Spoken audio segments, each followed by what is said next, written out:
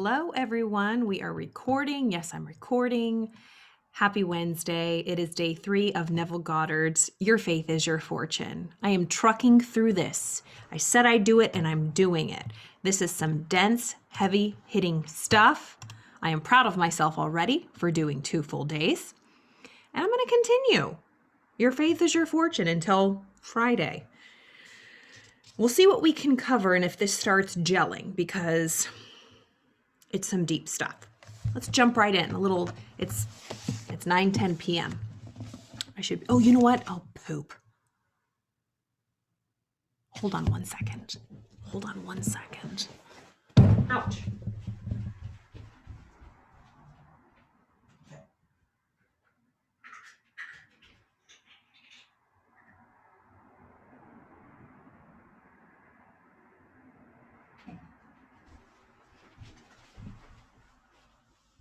Okay, I'm back. Ooh, I forgot something. But I'm here. Okay, let's see where we're at. Okay. The Principle of Truth. Your Faith is Your Fortune by Neville Goddard. Ye shall know the truth, and the truth shall make you free. The truth that sets man free is the knowledge that his consciousness is the resurrection and the life, that his consciousness both resurrects and makes alive all that he is conscious of being. Apart from consciousness, there is neither resurrection nor life. There's only consciousness.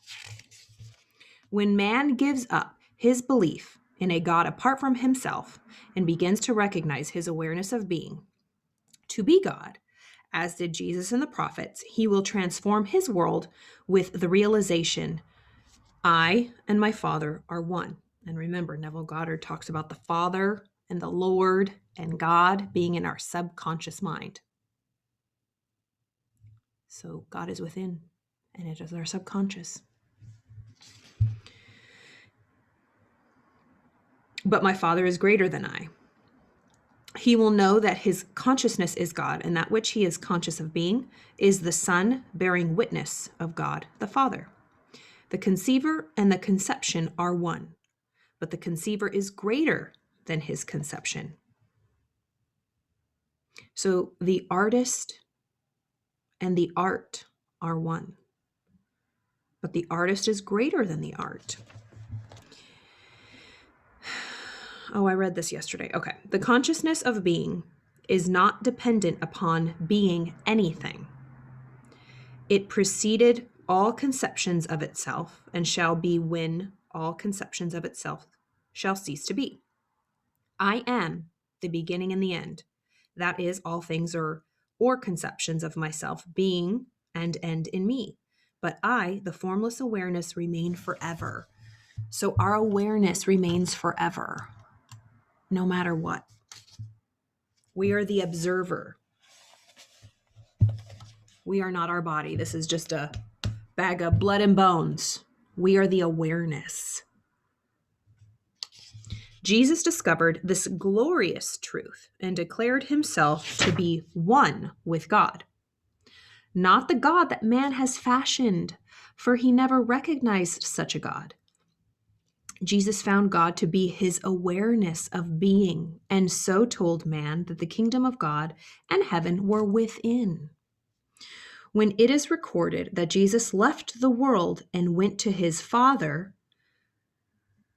he was received up to heaven. It is simply stating that he turned his attention from the world of the senses, the outside world, and rose in consciousness to that level which he desired to express. So basically, when it's saying Jesus left the world and went to his Father, Jesus just left the world, shut off all senses, closed his eyes, closed his ears, closed off all senses, and went inside to be one with his Father who's inside. And he rose to the consciousness. He raised that to the level which he desired to express. There he remained until he became one with the consciousness to which he ascended. So he remained in a state of heightened consciousness until he became one with it. Just like if you meditate and you become, you get to that level of just calm and peace and silence and just oneness, just the beingness. I talked about Joe Dispenza's his meditations of, be aware that you're aware. Be aware that you're aware. When he returned to the world of man, he could act with the positive assurance of that which he was conscious of being, a state of consciousness no one but himself felt or knew that he possessed. Man who is ignorant of this everlasting law of expression looks upon such happenings as miracles. To rise in consciousness to the level of the thing desired and to remain there until such level becomes your nature is the way of all seeming miracles. So to rise in consciousness to the level of the thing desired and to remain there until such a level becomes your nature is the way of all seeming miracles. And I, if I be lifted up, I shall draw all men unto me. If I be lifted up in consciousness to the naturalness of the thing desired, I shall draw the manifestation of that desire to me. So if I lift my consciousness to a certain level, to a state I desire, say peace and quiet, for example. If I truly become one with it, I shall draw the manifestation of that desire to me. So I will experience peace and calmness. No man comes unto me, save the Father within me draws him. So that can mean, or that according to him means, nothing in the world comes to me except through the Father within me that draws him. So if that consciousness is not one with the Father that is within me, if I am not one with the consciousness, if I don't truly believe it and feel it and become one with the belief in the state I desire, I will never draw it in.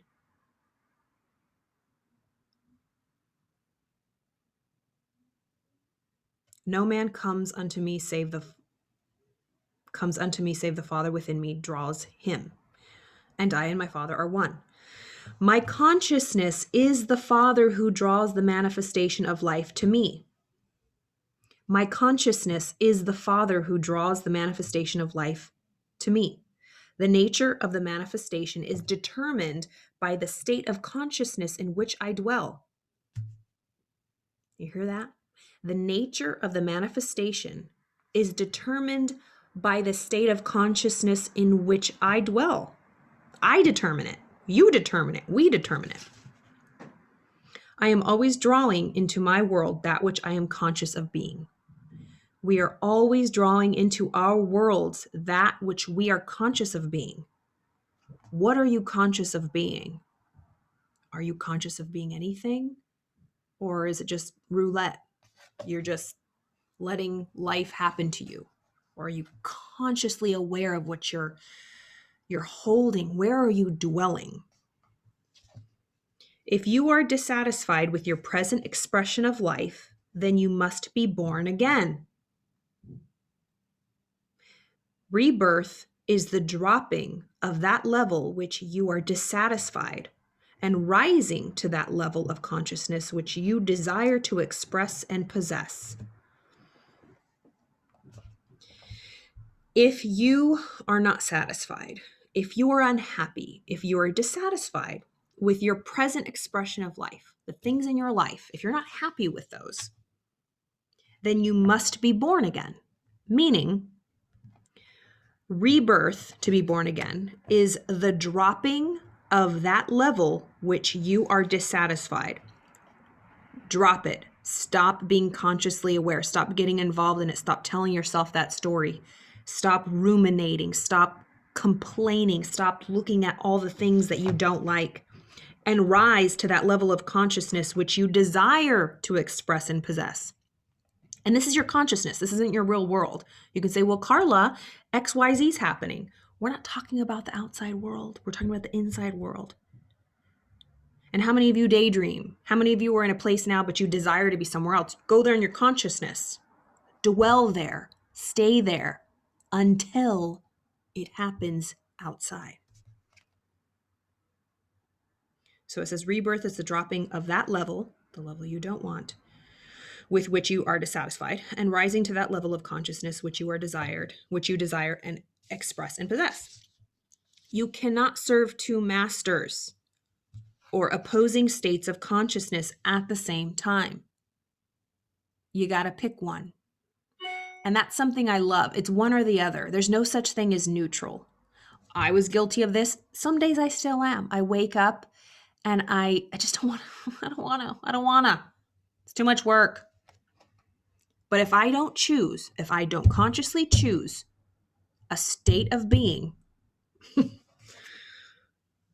of either happiness or depression, of either positive or negative, let's not even get into that. Positive or negative. Am I going to see the glass half full or the glass half empty? I have to choose. There's no neutral. We really do think, but look at the results. They're either good or bad, negative or positive.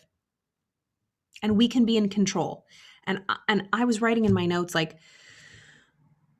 we don't exactly attract to us things, but we attract to us the experience of the things.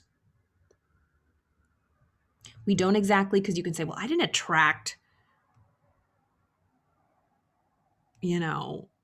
my cousin going to jail or being a drug addict, but my family's suffering and I'm suffering. I didn't attract that. He did.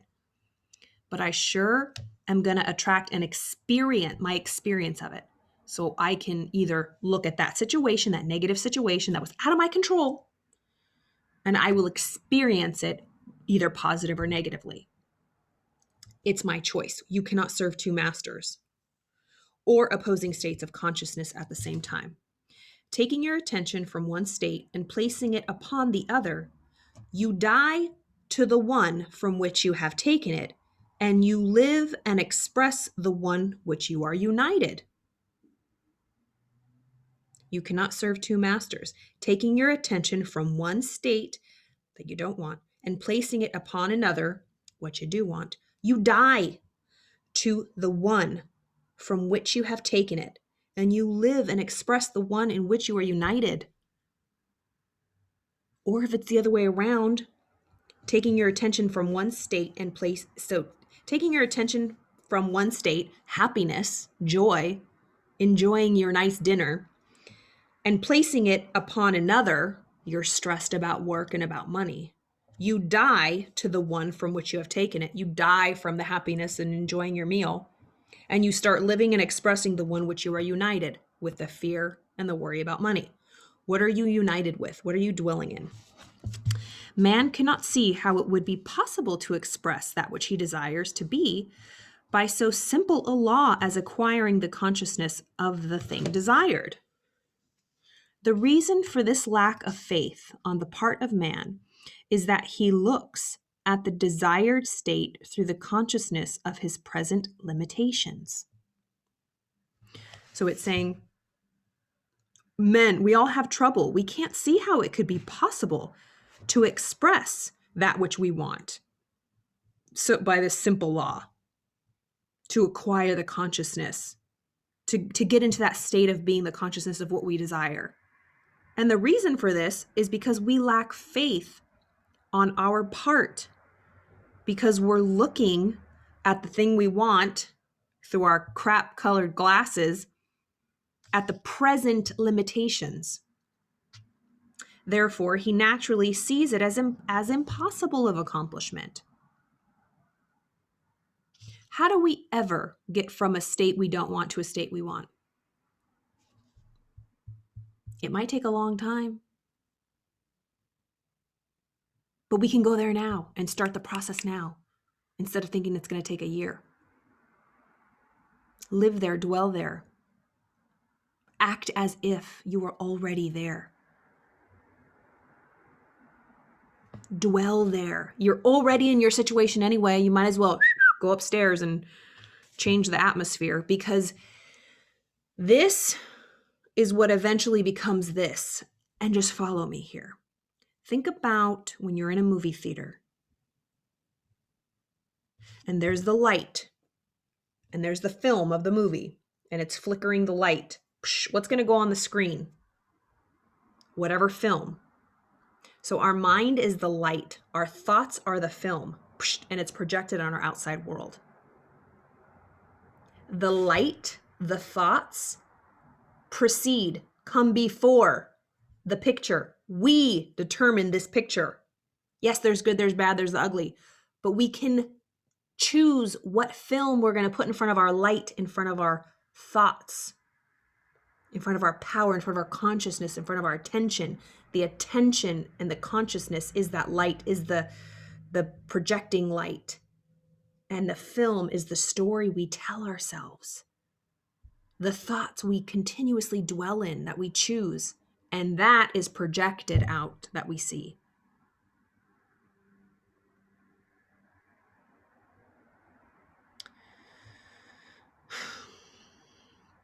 This is good. One of the first things man must realize is that it is impossible in dealing with the spiritual law of consciousness to put new wine into old bottles or new patches on old garments. I always did not know what the heck this meant. You can't put new wine into old bottles. But I kind of got it through his interpretation. This is, you cannot take any part of the present consciousness into the new state, into the future. For the state sought that we want is complete in itself. There's full brand new wine bottles there already. So I can't take any part of my old ass wine I don't want into the future and put it in the new wine bottle, because that wine bottle's full already.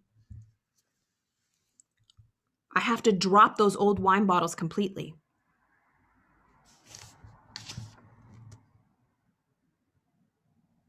One of the first things man must realize is that it is impossible in dealing with this spiritual law of consciousness to put new wine into old bottles or new patches on old garments.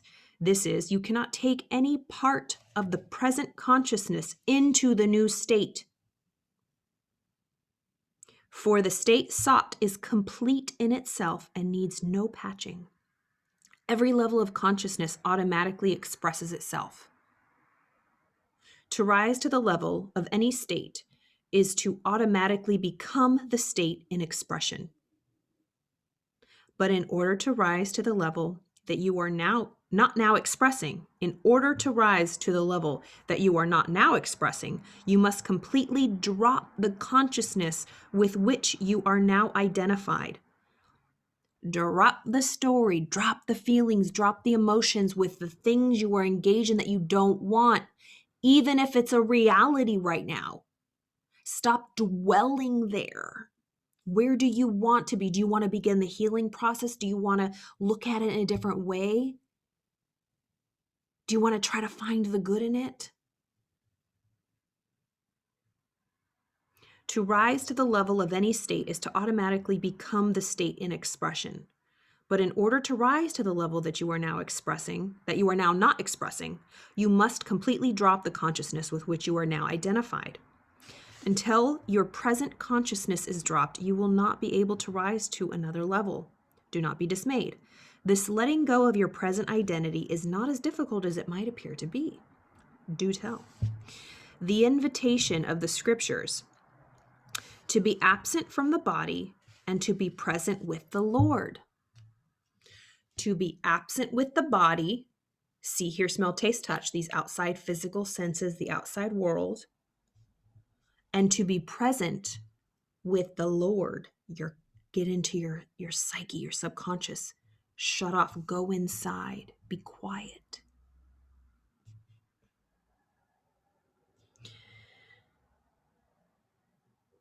So the invitation of the scriptures to be absent from the body and to be present with the Lord is not given to a select few. It is a sweeping call to all mankind. The body from which you are invited to escape, the body from which you are invited to escape is your present conception of yourself with all of its limitations, while the Lord with whom you are to be present is your awareness of being. And I mentioned a quick, because I had looked it up, the dictionary of, he's just using the word Lord. And so Lord, looking up, noun, a person who has authority, control, or power over others, a master, chief, or ruler, a person who exercises authority, owner of land, of the house. The Lord is the owner, the master of this house, the proprietor of a manor. Yeah, that's good. So the invitations of the scriptures, to be absent from the body and to be present with the Lord, is not given to a select few. It is a sweeping call to all mankind. The body from with which you are invited to escape is your present conception of yourself with all of its limitations, while the Lord with whom you are to be present is your awareness of being.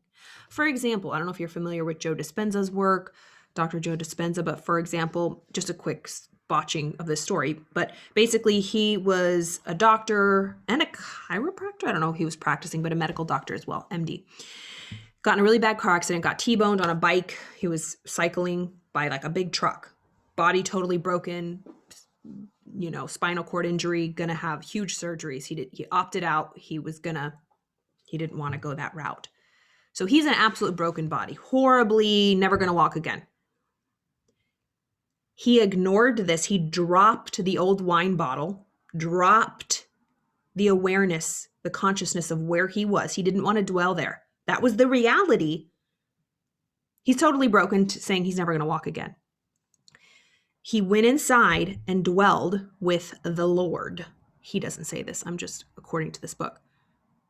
And dwelled in the state of conscious that he wanted to be completely healed. And he did this meditation. What was his book? Becoming Supernatural. Highly recommend it. And he talks about how he visualized his body completely healed. Vertebrae by vertebrae. And everything being totally healed. He dwelled there until it ended up happening.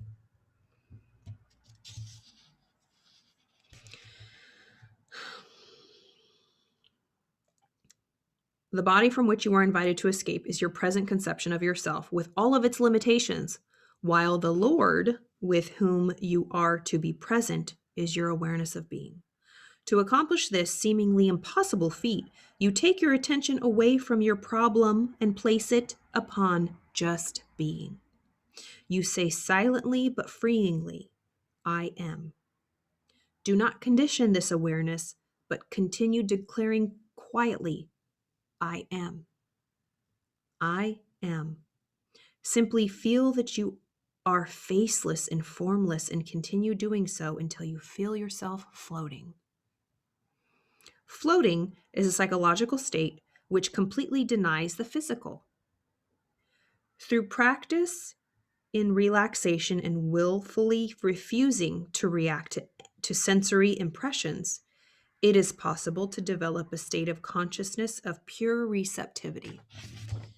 If you've ever meditated and you just sit there for so long, your body's completely still and you're aware that your hands are there, but you can't feel them and you're floating, just getting quiet. This is what it's talking about. It is a surprisingly easy accomplishment. In this state of complete detachment, a definite singleness of purpose, thought can be indelibly engraved upon your unmodified consciousness. So this, when you drop everything, when you're just free, this is when you start implementing the new consciousness, the state of you want to be, because you can engrave on a fresh slate because you dropped that old consciousness. So it says, in this state of complete detachment, a definite singleness of purposeful thought can be indelibly engraved upon your unmodified consciousness. This state of consciousness is necessary for true meditation. This wonderful experience of rising and floating is the signal that you are absent from the body or problem and are now present with the Lord. In this expanded state, you are not conscious of being anything but I am. I am, you are only conscious of being. When this expansion of consciousness is attained within this formless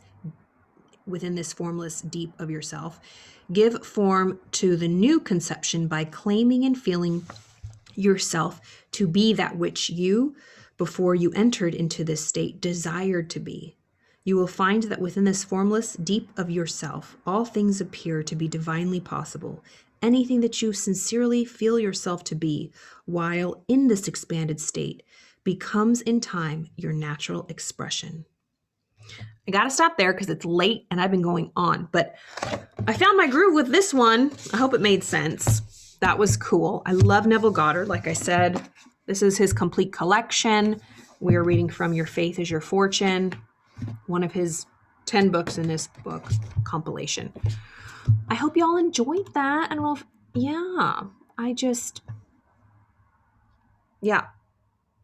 I hope you all enjoyed that.